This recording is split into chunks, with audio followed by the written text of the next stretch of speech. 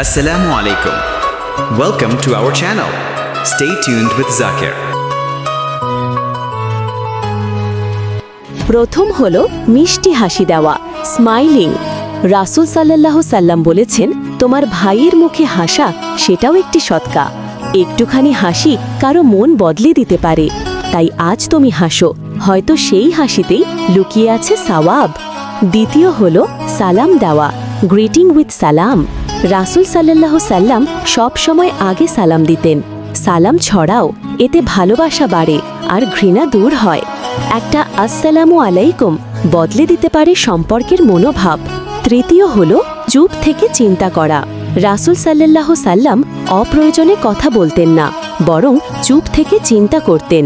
একটু নীরবতা, একটু ভাবনা, সেটাই অনেক সময় ইবাদতের চেয়েও মূল্যবান। চতুর্থ হলো সুগন্ধি ব্যবহার করা, অ্যাপ্লাইং পারফিউম। রাসূল সাল্লাল্লাহু পরিচ্ছন্নতা ও সুন্দর গন্ধ ভালোবাসতেন। তিনি সবসময় সুগন্ধি ব্যবহার করতেন, কারণ পবিত্রতা সেটাই ঈমানের অর্ধেক। পঞ্চম হল ডান দিক দিয়ে কাজ শুরু করা, doing from the right side.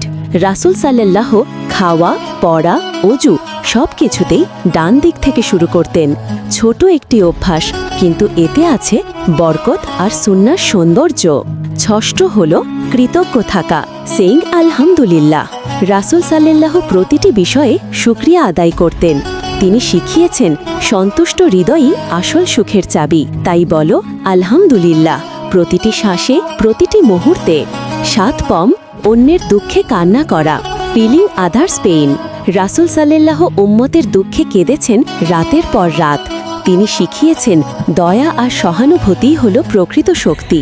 অন্যের কষ্টে কান্না করা মানেই আল্লাহর কাছে কোমল হওয়া। আবার দেখা হবে ইনশাআল্লাহ নতুন ভিডিও নিয়ে।